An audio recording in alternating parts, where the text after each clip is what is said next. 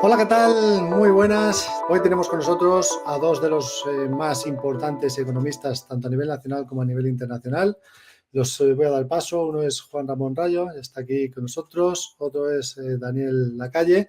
Os presento a los dos. Juan Ramón es profesor de Economía de la Universidad de Francisco Marroquín en el Centro de Estudios OMMA. También en la Universidad, el UE University y en la IE Business School.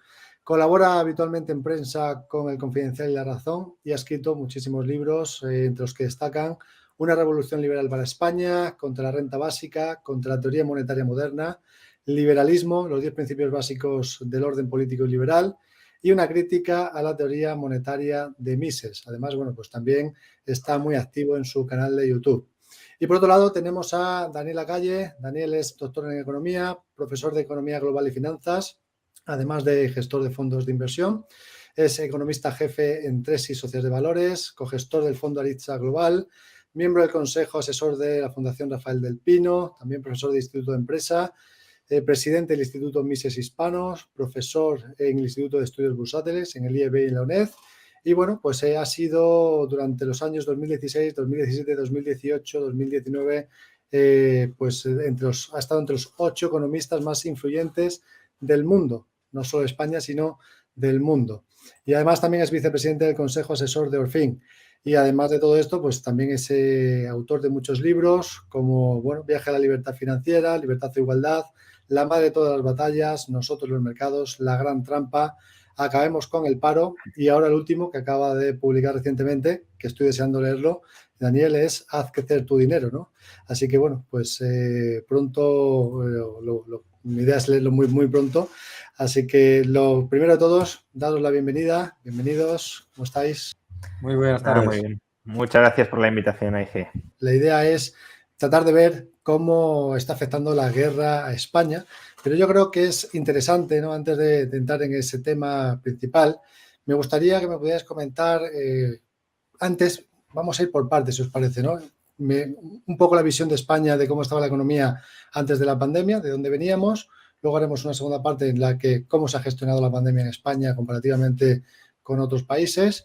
Los bancos centrales y la inflación derivada de todas las políticas monetarias ultra expansivas que hemos visto y, bueno, efectivamente cómo ha afectado la guerra y cómo está afectando y cómo puede afectar en el futuro. Así que, si os parece, empezamos por la primera. Os dejo a vosotros la palabra y no sé quién quiere empezar, si Juan Ramón o Daniel, cualquiera de los dos. ¿De dónde veníamos antes de la pandemia?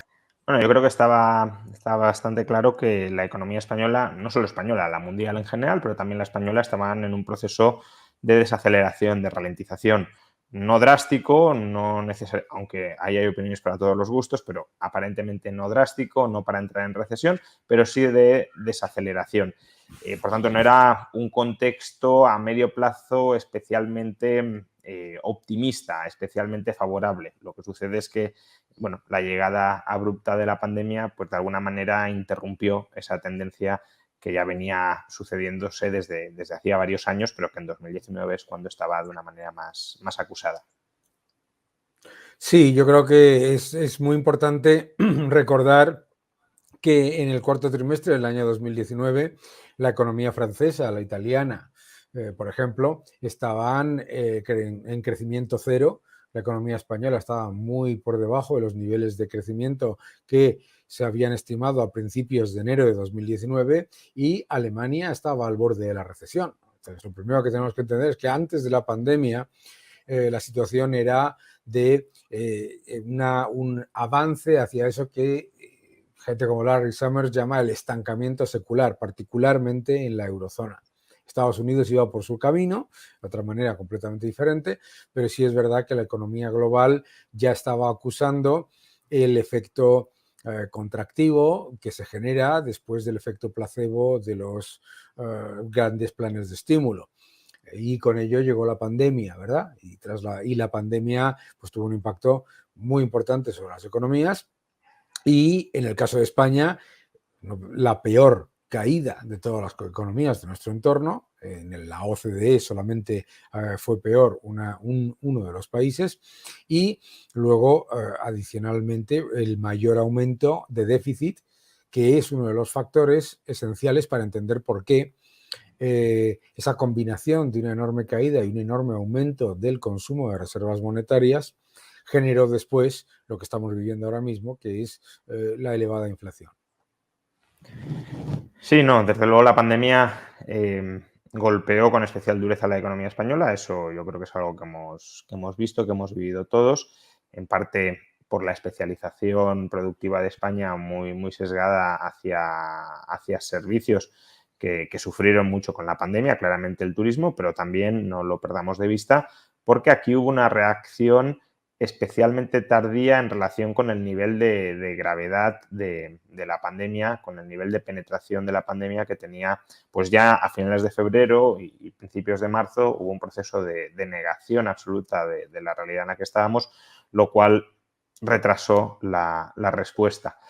Insisto, la retrasó respecto a los niveles de contagio real que teníamos, ¿no? Porque otros países, es verdad, reaccionaron a lo mejor más tarde, pero no tenían las cifras que nosotros teníamos de contagiados o de fallecidos reales, ¿no? Si las estuviéramos midiendo correctamente.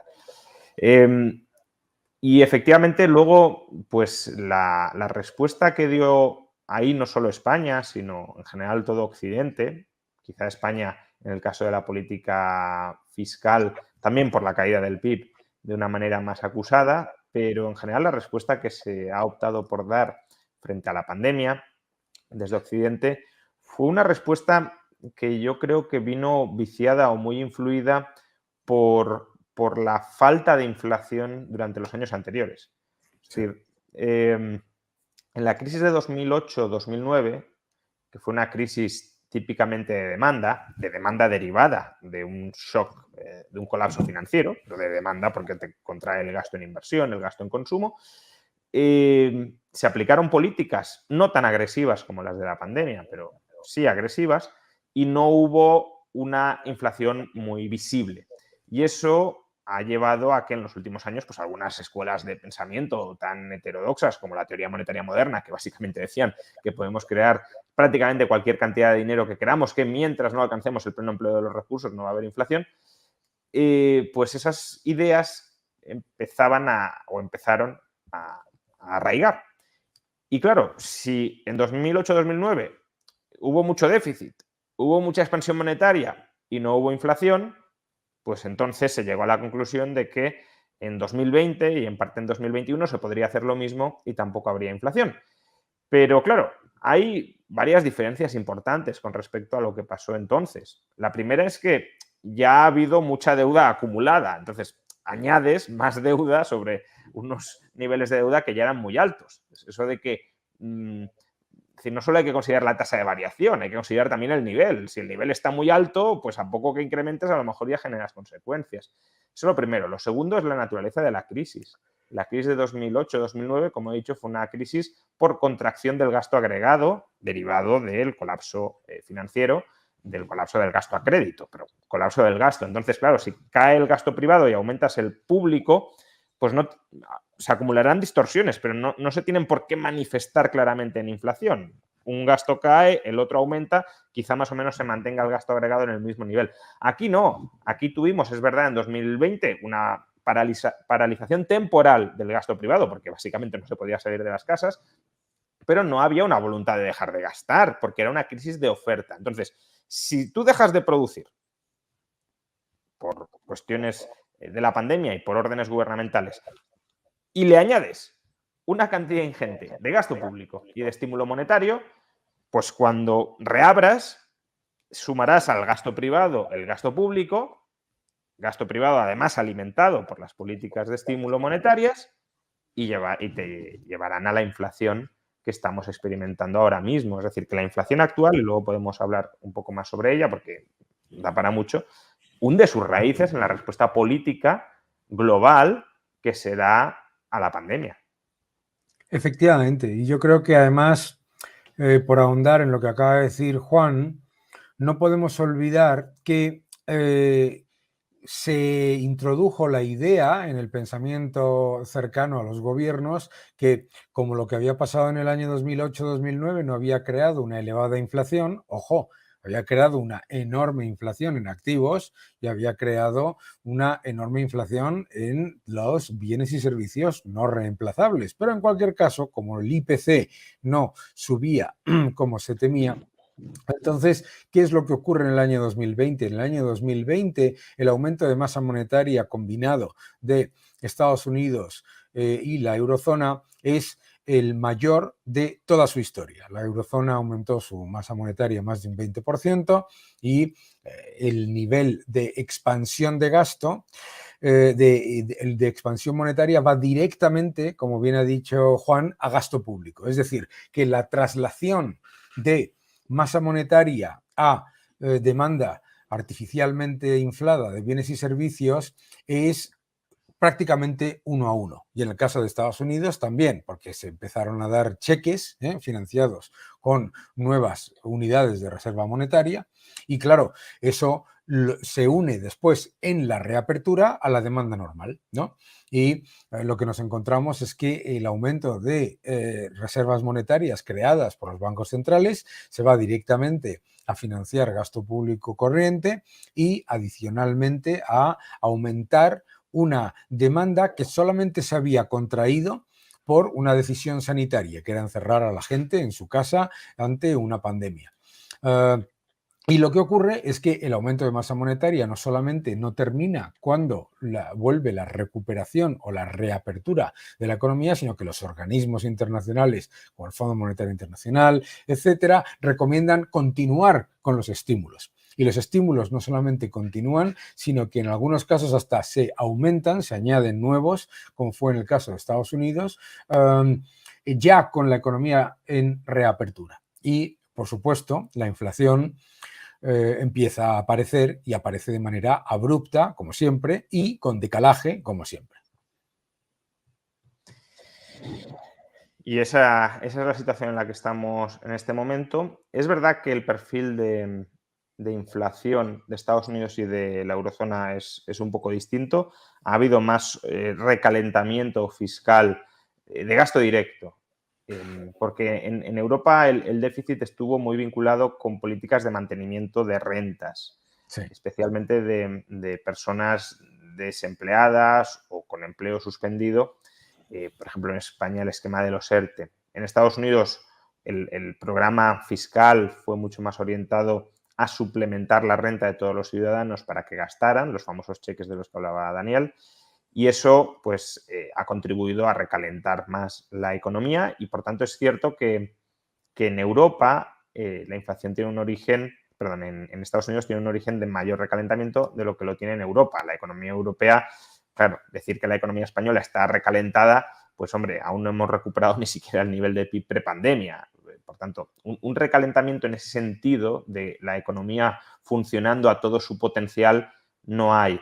Ahora, que parte del crecimiento económico que estamos experimentando es un crecimiento cebado artificialmente por las políticas fiscales y las políticas monetarias y que, en todo caso, hemos importado inflación, estamos importando inflación por un exceso de gasto agregado mundial en relación con la capacidad de la economía real para atenderlo, pues eso creo que es evidente. Incluso el Banco Central Europeo ha terminado reconociendo que estamos importando inflación.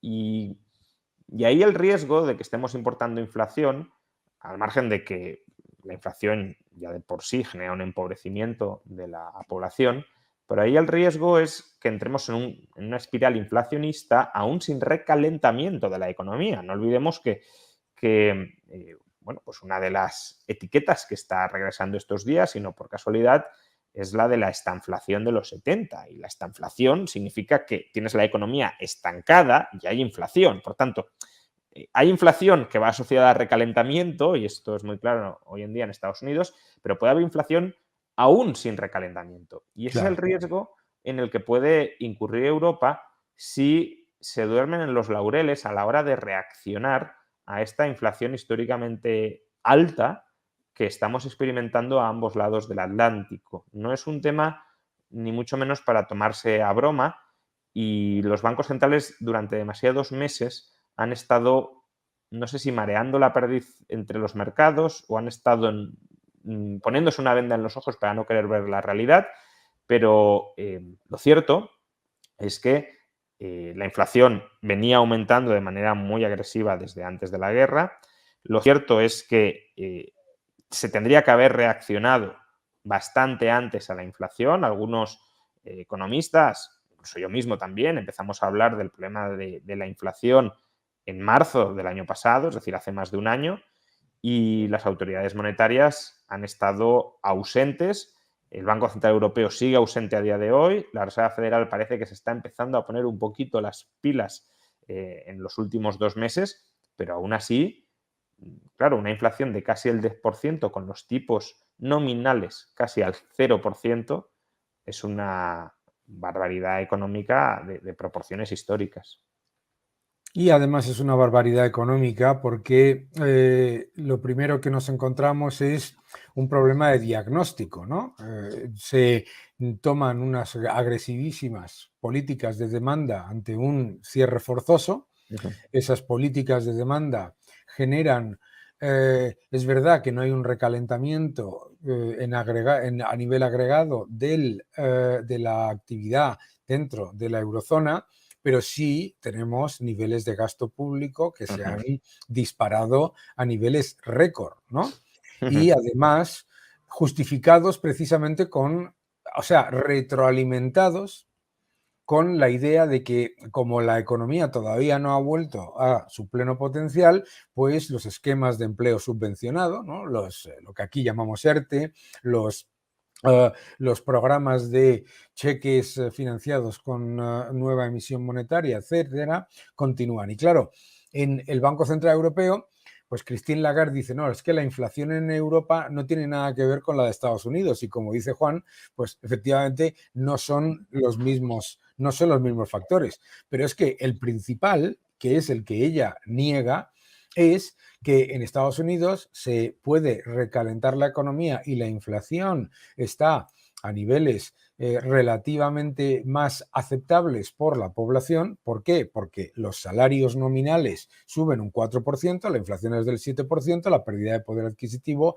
es solamente del 3%, aunque no es poco. Pero en el caso de Europa, los salarios nominales no crecen o crecen muy poco y la inflación es muy elevada. Adicionalmente, y el elemento más importante es que en la Unión Europea y en el Banco Central Europeo siguen sin querer reconocer lo más importante de todo, que es que el dólar es la moneda de reserva del mundo, el dólar es por lo tanto, se permite la posibilidad de aumentar su oferta teniendo en cuenta que hay una demanda global que aumenta cuando está el entorno económico y con incertidumbre o con percepción de riesgo, etcétera, es decir, hay más demanda de dólares cuando, como comentaban, de hecho, en la conversación anterior, cuando el mercado pues, se vuelve más volátil, etcétera, etcétera, y eso no ocurre con el euro. De hecho, el Banco Central Europeo, además de ir muy retrasado en cuanto a medidas para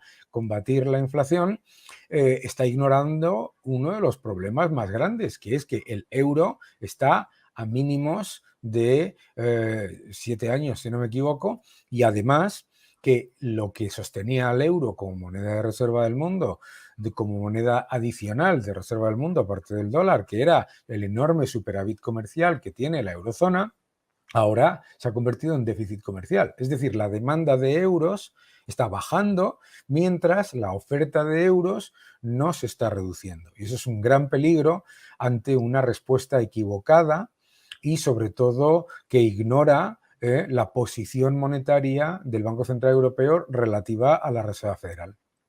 O sea, a mí que los salarios no estén aumentando tanto en la eurozona, en parte me tranquiliza que todavía no se ha desatado una espiral precios-salarios. El problema es cuánto se va a aguantar sin que se desate.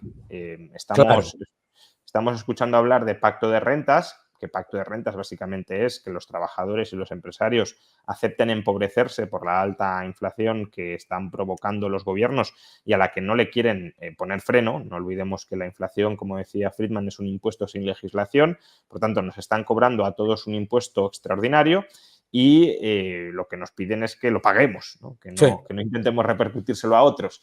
Y bueno, hombre, para estabilizar las expectativas de inflación y para que no se descontrole es necesario es verdad que hace falta, aunque no es lo único ni lo principal que hace falta, pero sí tiene que acompañar. Pero tengo serias dudas de que esto, si no se ataja la inflación por otro lado, vaya a poder aguantar mucho. El año pasado los trabajadores españoles ya sufrieron la mayor pérdida de poder adquisitivo de todo el siglo XXI, ni siquiera, obviamente, los que mantuvieron su empleo. En la crisis anterior, pues hubo muchos más que si quedaran desempleados perdieron más poder adquisitivo porque no tenían salario.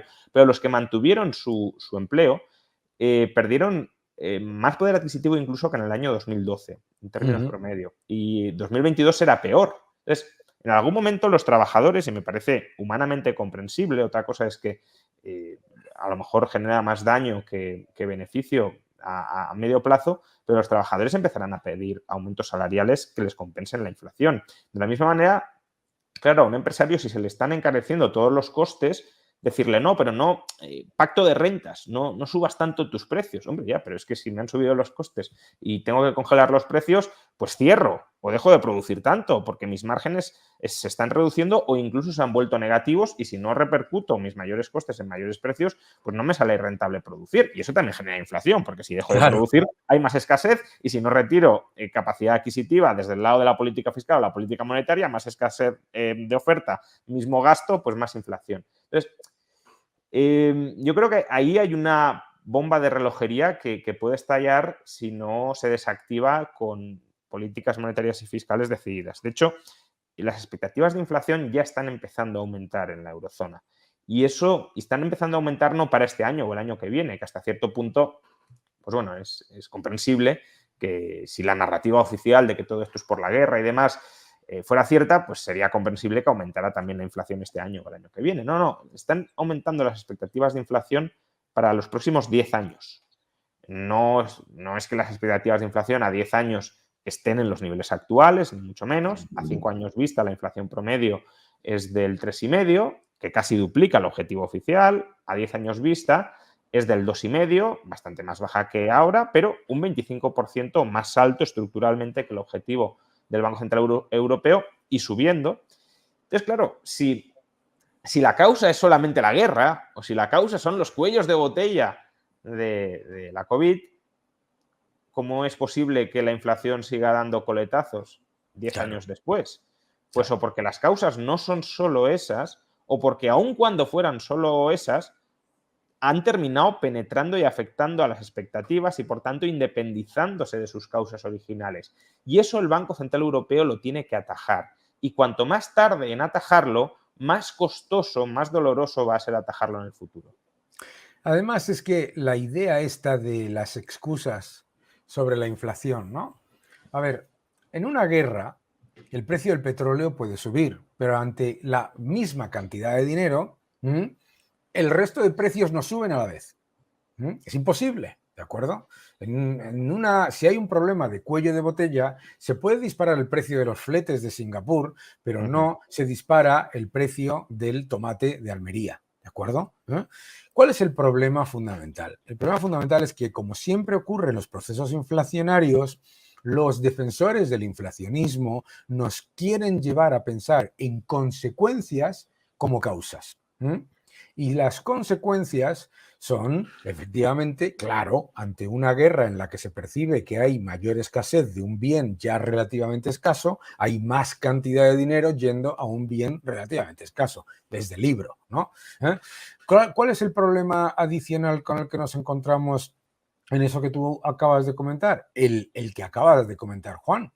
Que las expectativas de inflación a 10 años, en los que, por supuesto, nadie está estimando ni que vaya a haber guerra ni que vaya a haber cuellos de botella, resulta que se han duplicado, no aumentado ligeramente, duplicado, ¿no? Y que ya estamos empezando a escuchar por parte de los economistas inflacionistas que, bueno, es solamente un 3,5%. Un 3,5% significa probablemente que la vivienda se duplique. Un 3,5% significa que probablemente los precios de los alimentos y de los bienes no reemplazables se aumenten entre un 30 y un 45%. Es que nos olvidamos de este tipo de cosas, que la inflación, como se mide con el IPC, no deja de ser una cesta. El otro gran problema es el de ascribir a el del pacto de rentas, que vuelve a intentar incidir sobre la inflación y las causas de la inflación con consecuencias, ¿no?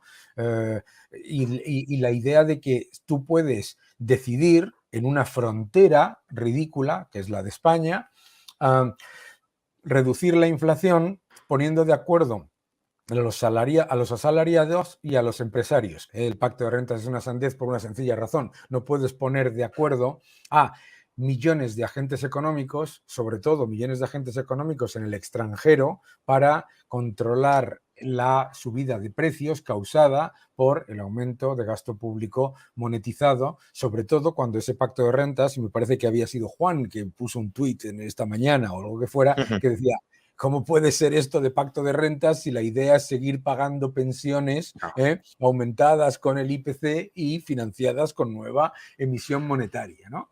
Y claro, la evidencia es muy clara, ¿no? Si ves la lista de los países del G20 en cuanto a mayor inflación con respecto a menor inflación, el factor determinante no es quién importa más petróleo, ni quién importa más gas, ni quién tiene más problemas de lo que llaman cuellos de botella.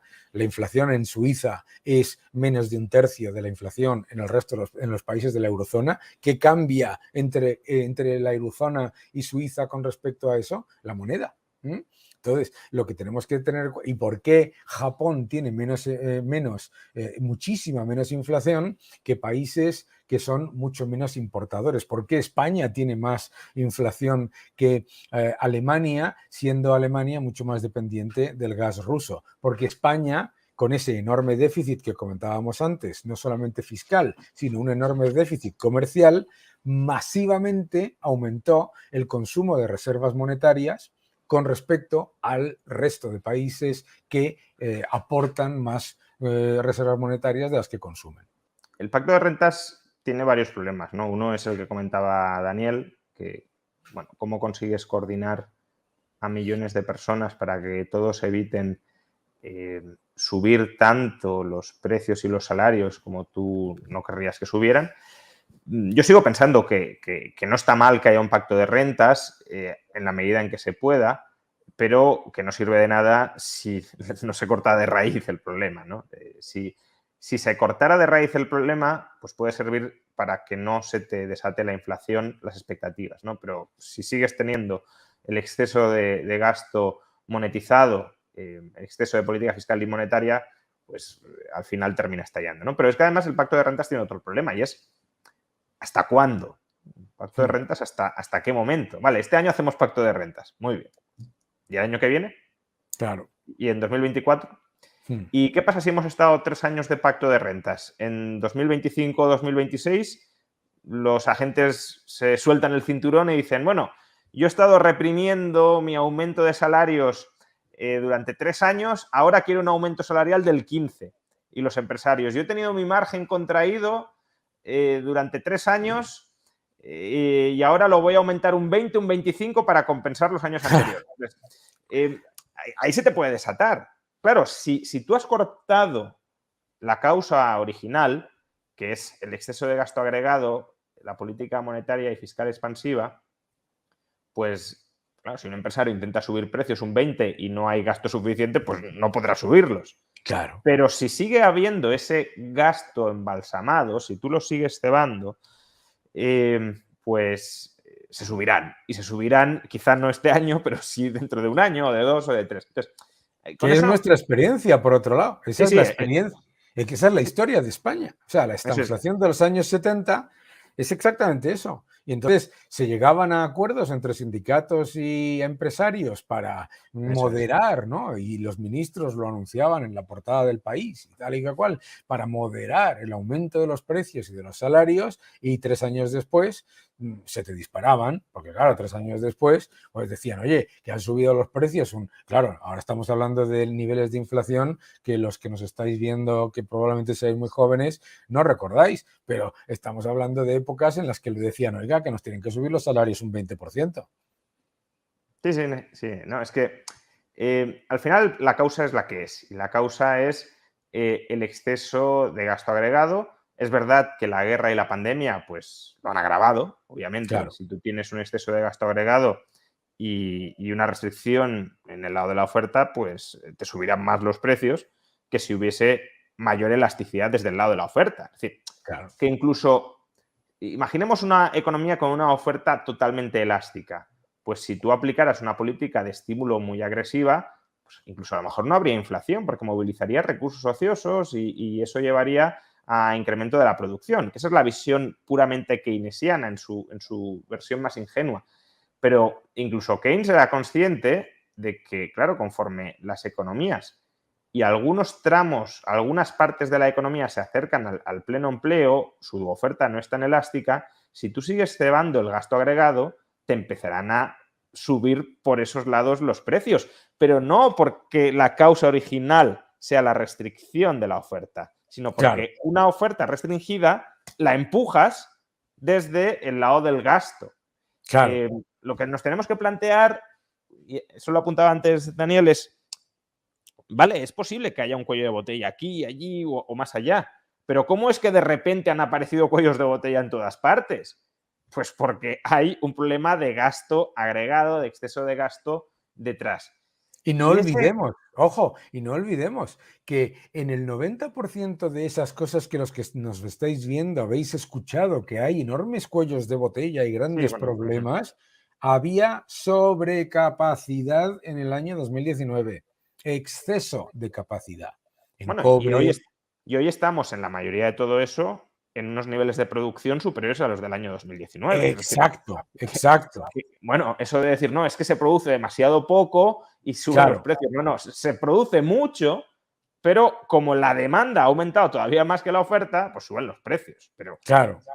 Ahora, claro, si tú dices, no, es que, pero no se puede producir todavía más, claro, pero todavía más respecto a qué? Pues respecto a unos niveles de gasto artificialmente inflados, que claro, para que esos niveles de gasto tan grandes no generaran inflación, tienes que presuponer o tienes que demandar o tienes que exigir una elasticidad de oferta que es irreal en el muy corto plazo. Entonces, ahí el problema es que te has pasado cebando el gasto. Y además, supongamos que fuese un problema de producción y que lo que hay que hacer, como es que no se está atendiendo la demanda, es producir muchísimo más. Pero claro, esa demanda es fundamentalmente, o un porcentaje muy importante, artificial, cebada desde el aumento de gasto público. Entonces, si tú haces como se hacía en aquella época, entonces aumentas masivamente la producción, a lo que vas inmediatamente es a una crisis y a un problema de deflación. ¿Por qué? Porque has aumentado masivamente el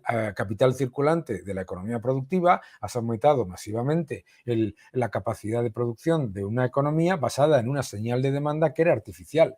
Si lo que está ocurriendo ahora mismo, además, es que es mucho más peligroso, porque además no es solamente directamente aumento de gasto público en general que genera todos estos problemas, sino que además está hiperdirigido.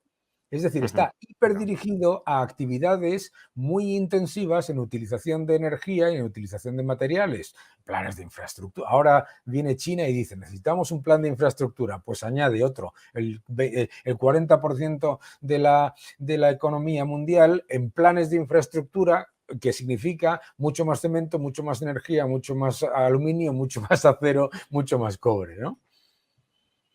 Sí, y por eso si el problema es un exceso de gasto agregado, a lo que vamos a ir tarde... O sea, aquí hay dos posibilidades.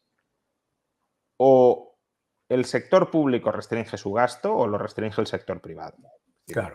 O se descontrola todo y aún así lo restringimos, porque una cosa es el nivel de gasto nominal y otra el real. Y el real solo lo puedes aumentar con más producción. No, por mucho que imprimas y por mucho que te endeudes, se puede gastar, se puede comprar lo que hay, no más de lo que hay. Entonces, si hay un exceso de gasto nominal, van a tender a subir los precios. Y subir los precios significa que unos van a poder gastar más y otros menos. Entonces, o gasta menos el sector público para que el sector privado pueda gastar más, o quien va a tener que gastar menos va a ser el sector privado para que el sector público gaste más. Que eso es, de nuevo, lo que significa el pacto de rentas. El pacto de rentas es cómete la inflación y no intentes protegerte o reaccionar frente a ella. Que insisto, yo lo sigo viendo una política aceptable si se combina con una restricción del gasto público y de la política monetaria, porque es que si Claro.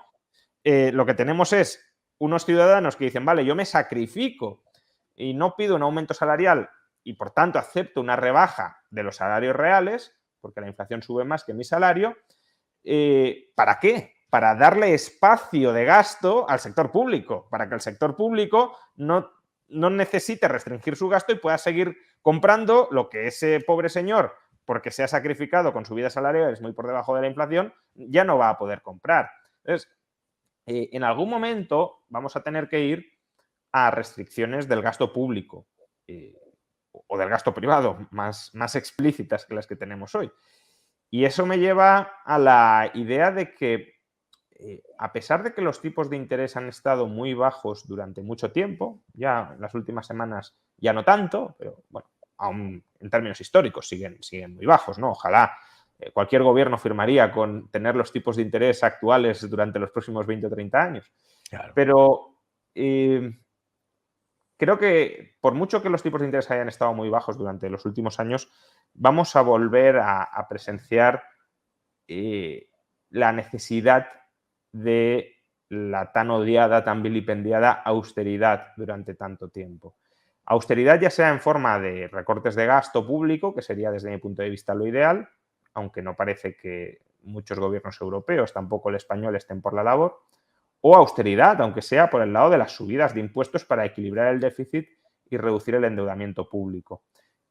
Porque, claro, si tú no pones coto al exceso de gasto agregado, pues la inflación se te va a seguir descontrolando. Y para ponerle coto, como digo, o gasta más o gasta menos el sector público o gasta menos el sector privado. O se recorta el gasto público o se recorta el gasto privado, y la forma de recortarlo, que es la que menos me gusta, obviamente, es con subidas de impuestos.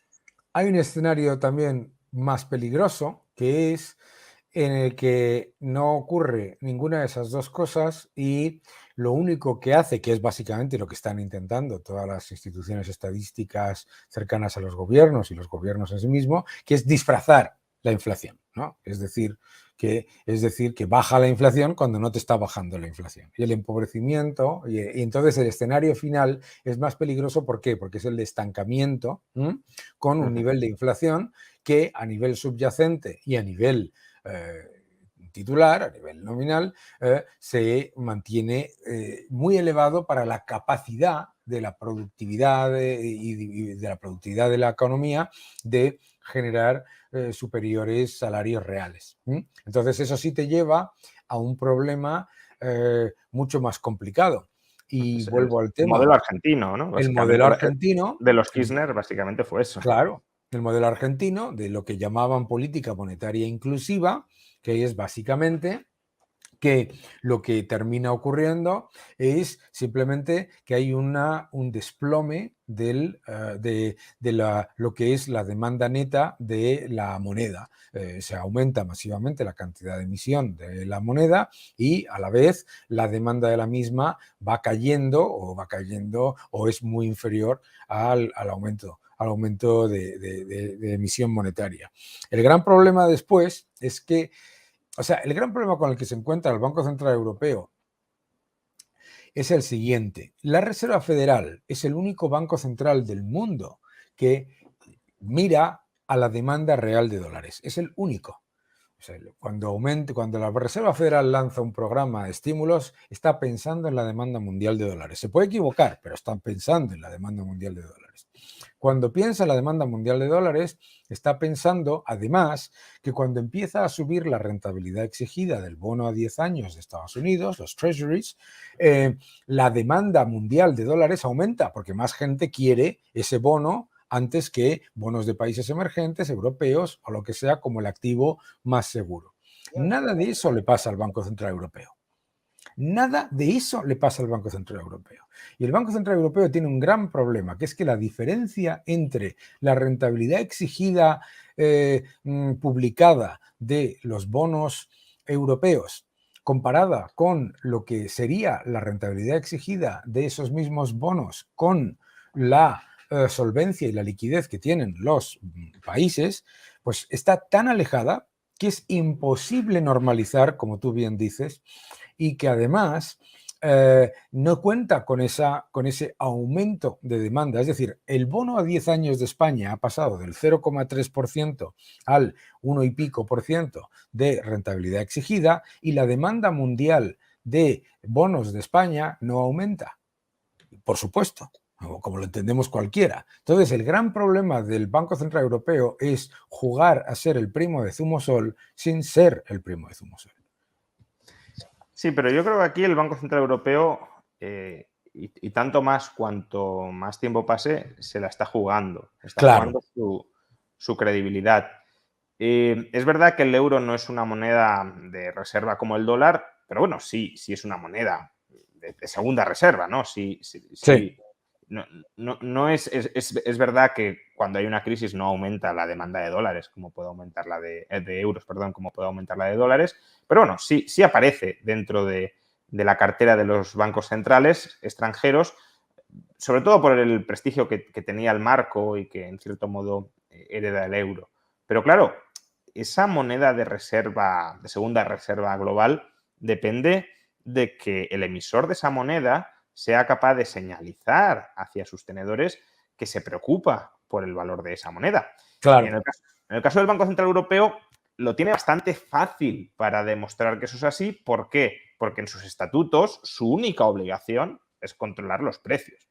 Bueno, yo veo el euro y veo que el emisor del euro, la ley le obliga a que solo se preocupe por el aumento de precios. Pues, en principio, puedo creer, puedo confiar en que esos señores que están puestos ahí y que están obligados por su propia ley a controlar la inflación, la van a controlar. Pero claro, esta es la primera vez en casi 15 años en la que el Banco Central Europeo se tiene que arremangar para combatir la inflación.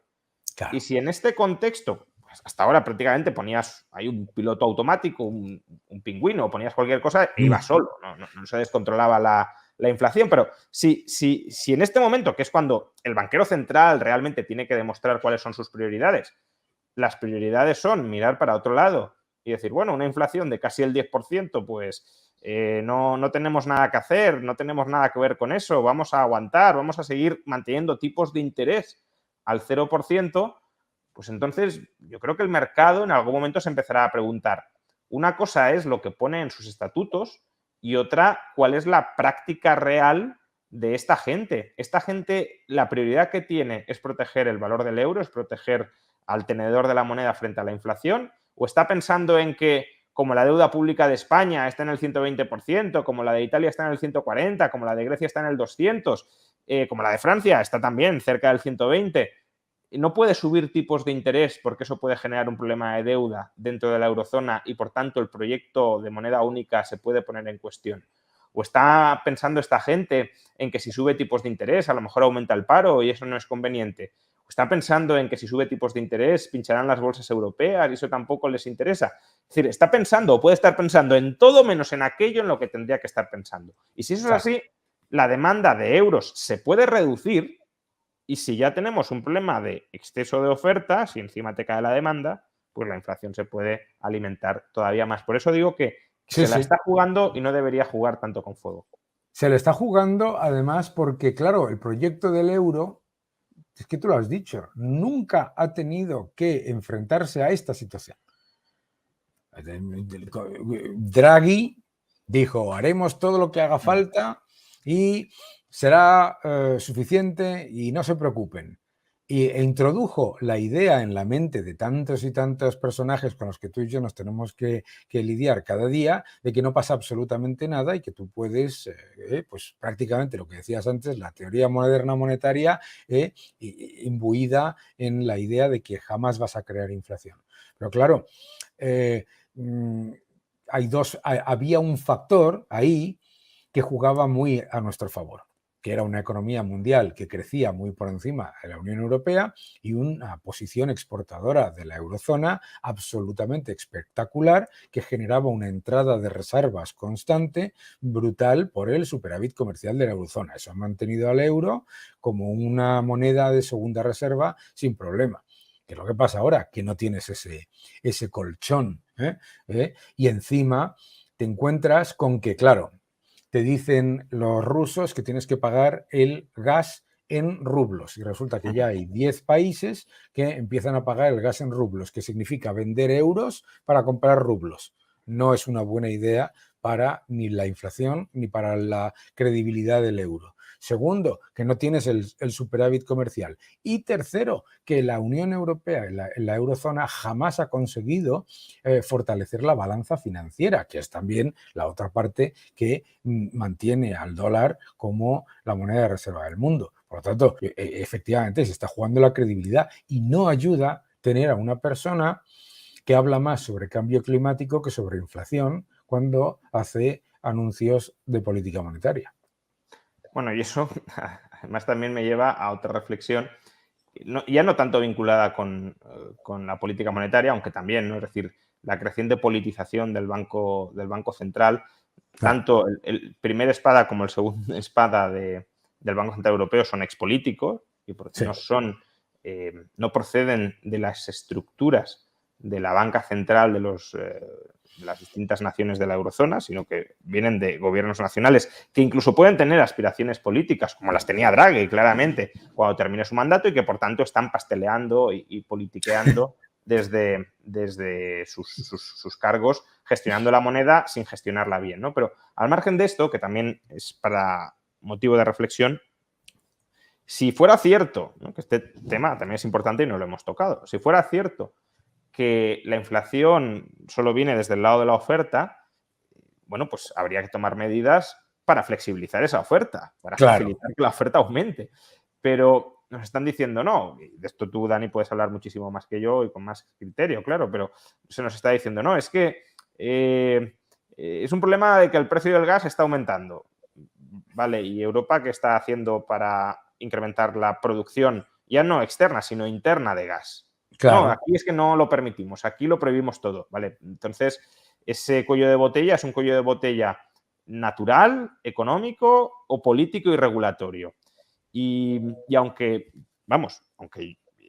yo he defendido que la inflación tiene causas en la demanda, creo que si vamos a un escenario de ralentización económica como consecuencia de la necesaria restricción política fiscal, política monetaria que vamos a ver, ese escenario de restricción desde el lado de la demanda se tiene que acompañar de una liberalización, flexibilización desde el lado de la oferta, para que la caída y la reestructuración no sea tan dura y se pueda remontar el vuelo lo más rápidamente posible. Pero ese discurso, de nuevo, está ausente en Europa.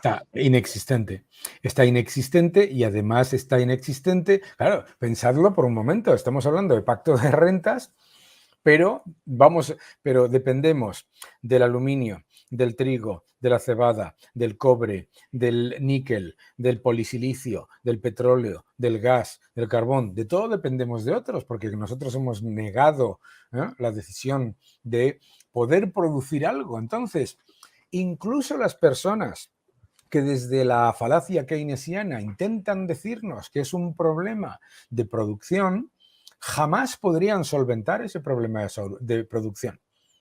Claro, el otro día decía alguien, no, pues se soluciona todo poniendo paneles solares. Se soluciona todo poniendo paneles solares y ¿qué te va a costar el polisilicio? ¿Y de dónde sale el polisilicio? ¿De Valladolid? ¿De Dortmund? No. Claro, ¿y de dónde va a salir el cobre y el aluminio? Etcétera, etcétera. O sea, el gran problema que comentabas antes de la inflación importada es muy importante porque es lo que te lleva al problema que ha hecho que tantos países emergentes se encuentren con un problema de inflación estructural y además de pérdida constante de confianza en la moneda local. Hablábamos antes de Argentina, pero son muchos otros. Que es que en el caso de Estados Unidos exporta inflación al resto del mundo. Estados Unidos aumenta la masa monetaria en dólares, las materias primas cotizan fundamentalmente en dólares, hay más dólares para la misma cantidad de materias primas y la inflación aparece en esas materias primas. La Unión Europea importa inflación y además restringe la capacidad de generar la oferta que podría mitigar la parte menos estructural o menos monetaria de esa inflación. Entonces, las herramientas que tiene el Banco Central Europeo no le gustan a ningún gobierno europeo, porque son solamente, lo has dicho claramente tú, son solamente dos, que es subir los tipos de interés, que significa que los estados se van a financiar más caro, o retirar la cantidad de dinero, no el aumento de la cantidad de dinero, sino retirar la cantidad de dinero del sistema, que significa que los estados también tienen menos capacidad de financiarse. Con lo cual, es muy complicado para el Banco Central Europeo tomar decisiones que tengan un verdadero impacto. Y es por eso que es muy probable que, igual que pasó con la falacia del efecto base y la falacia de los cuellos de botella, aunque buscarán otra excusa, eso no te preocupes, que nos encontremos que la inflación subyacente, en vez de ser del 3 y pico por ciento o del 4%, pues sea del 4,5, 5%, y entonces tienes un problema de descontento social, ojo, que ya existía en el año 2018. Sí, bueno, es que se está hablando de que una inflación subyacente del 3,5 pues no es para preocuparse.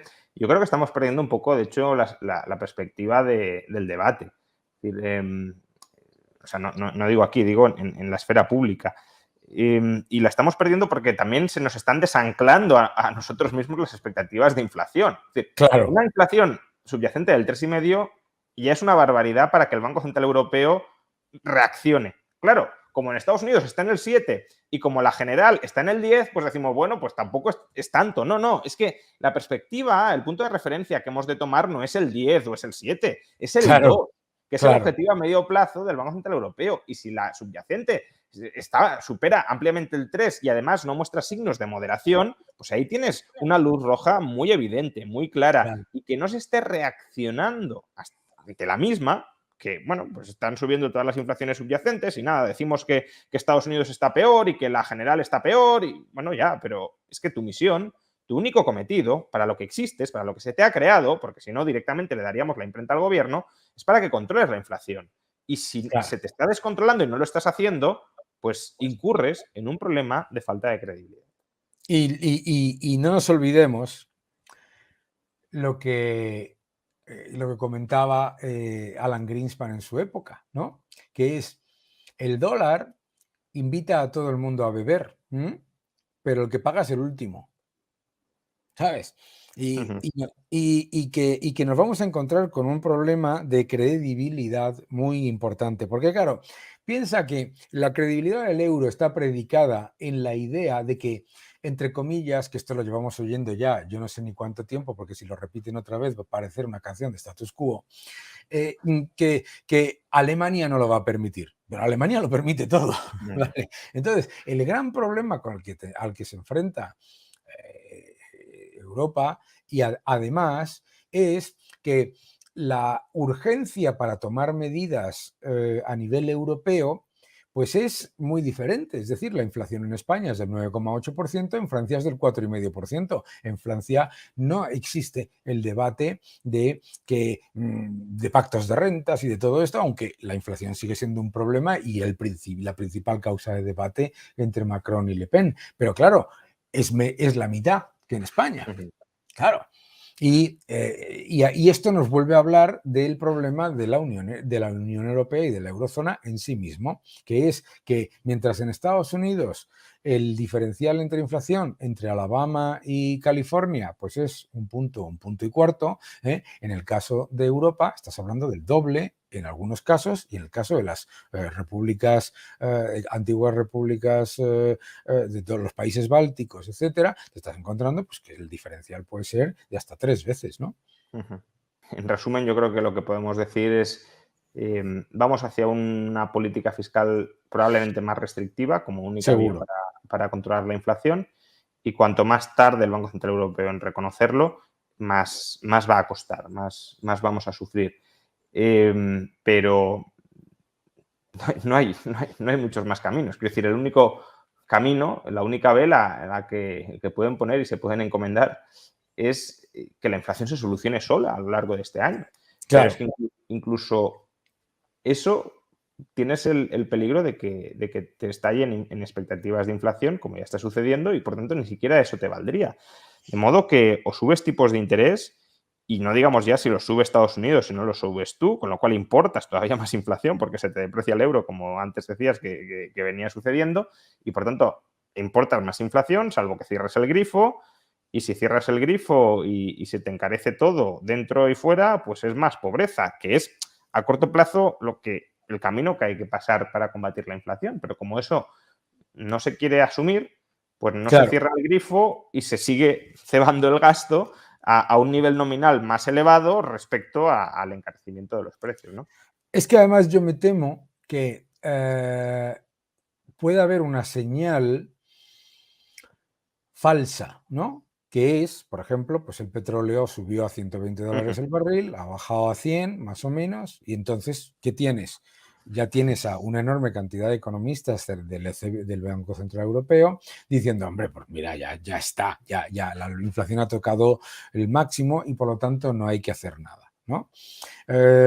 Claro, ante eso además, y con la presión política, fíjate, en las elecciones francesas, pero aquí en España el debate es exactamente el mismo, como el debate es solamente a niveles incrementales de gasto.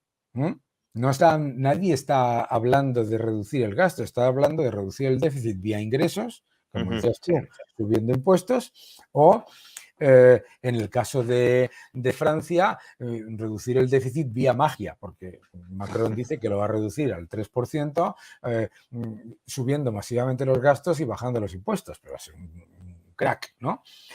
Yo creo que el gran problema, además, va a ser que, claro, de momento, pues los gobiernos dicen, oye, pues es verdad que hay una elevada inflación y que hay una preocupación en la sociedad, pero los ingresos fiscales están subiendo, pero el consumo va más o menos bien, pero los PMIs, los índices manufactureros, están todavía en expansión, ¿verdad? Claro, nos falta la parte en la que tú comentabas, nos falta la parte en la que empieza la destrucción de demanda. Y la destrucción de demanda llega, porque no existe la demanda inelástica de todo, ¿verdad? Tengamos claro que la inflación en algún momento tiene que tocar techo.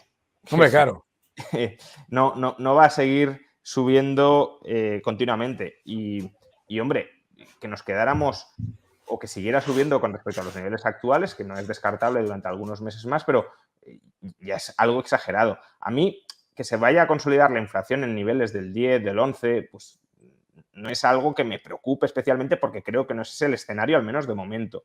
A mí me preocupa que se consolide una inflación a medio plazo del 4 o del 5, que como decía antes, ahora nos puede parecer, bueno, pues si solo es del 4 o del 5, tampoco es para tanto, pero es que precisamente eso ya muestra que se están desanclando las expectativas, porque nos conformamos, estamos de acuerdo con una inflación que duplica el objetivo a medio plazo.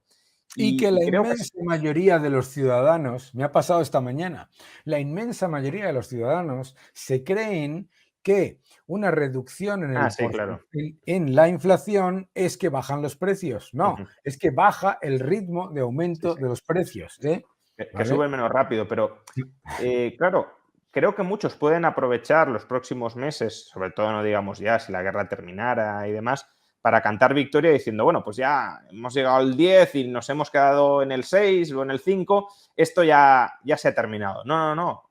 Si lo que de verdad va a costar es bajar al 2, no del 10 al 5. Eso, efectivamente, puede que se solucione pues, con el fin de la guerra, de la invasión de Ucrania, con la normalización de algunos cuellos de botella, pero lo complicado es esa parte de la inflación esperada que está aumentando estructuralmente y que ahí sí que necesitas de políticas duras para corregir y para que cambien las tornas de las expectativas. Sí. Bueno, la verdad es que está siendo maravillosa la charla. No hay más que ver los comentarios que nos estáis dejando. Desgraciadamente tenemos solamente una hora. Sé que podríamos estar muchísimo más tiempo y además encantado de poder escuchar a estos dos genios, como bien han comentado en comentarios. Solamente veo que hay una pregunta que quizás sí que se pueda responder. No sé si os la voy a lanzar, que sería, ¿qué haréis vosotros para combatir la inflación, para combatir esta inflación tan alta. Es cierto que habéis comentado algunas cosas, ¿no? Como sois más duros, pero bueno, si lo queréis comentar un poquillo más. Bueno, yo puede... creo que hay que combinar una política restrictiva monetaria y fiscal. No nos olvidemos de la fiscal, porque muchas veces hacemos hincapié en lo monetario, que quizás ha sido lo más visible, pero la fiscal también tiene gran parte de la responsabilidad y a medio plazo, además, de nada sirve controlar la monetaria si no controlas la fiscal. Es decir, si el Banco Central Europeo pone los tipos pongamos por caso al 5 o al 6%, y los gobiernos se mantienen con los déficits actuales, pues o quiebran los gobiernos o tienen que reducir el déficit, ¿no? Entonces, restricción monetaria y fiscal, restricción además fiscal por el lado del gasto, porque ahora está volviendo bueno, era esperable que sucediera, pero está volviendo a emerger un discurso de no se pueden bajar impuestos porque eso genera inflación. Hombre, es verdad que si tú financias la bajada de impuestos con déficit, eso puede generar inflación, pero la puedes financiar con recortes del gasto, ¿no? Entonces, reducción del déficit público con posible rebaja de impuestos si recortas lo suficiente el gasto público para ello, y eso sí, combinándolo con un pacto de rentas que en realidad es simplemente una llamada a la calma en la senda de las expectativas de inflación. Es decir, señores, vamos a controlar esto, no se suban a la parra subiendo o pidiendo subir precios y salarios. En un par de años la inflación habrá desaparecido, pero habrá desaparecido porque nos lo estamos tomando en serio y vamos a adoptar las políticas necesarias para ello, no porque simplemente creamos que esto vaya a desaparecer solo. Y luego, además, también estaría muy bien, como hemos comentado antes, políticas desde el lado de la oferta, pues liberalización de sectores, rebaja de aranceles, por ejemplo, que contribuyan también desde ese lado de la oferta a bajar precios.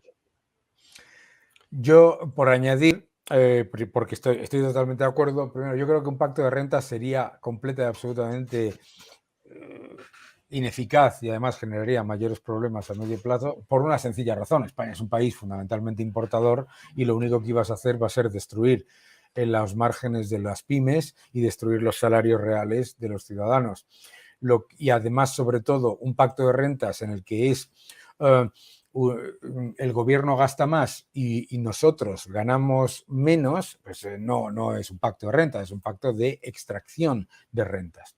Entonces, ¿qué es lo que tiene que pasar? Lo primero que tiene que pasar es que tiene que haber una reducción inmediata del gasto corriente, particularmente todo el gasto que se está monetizando y que es muy intensivo en importación de bienes y servicios, sea energía o lo que sea, etcétera. Hay que reducir ese gasto y hay que hacerlo urgentemente, ¿no? Hay que reducirlo urgentemente porque ya es un problema previo a la pandemia. El segundo elemento que hay que hacer es una fortísima liberalización que aumente la capacidad de importación y diversificación de fuentes de suministro. Es decir, no vas a controlar la inflación si decides reducir o limitar las importaciones de posibles vendedores que puedan ofrecer el producto mejor y más barato por decisión política. Entonces, el problema es que ninguna de esas dos cosas se van a hacer.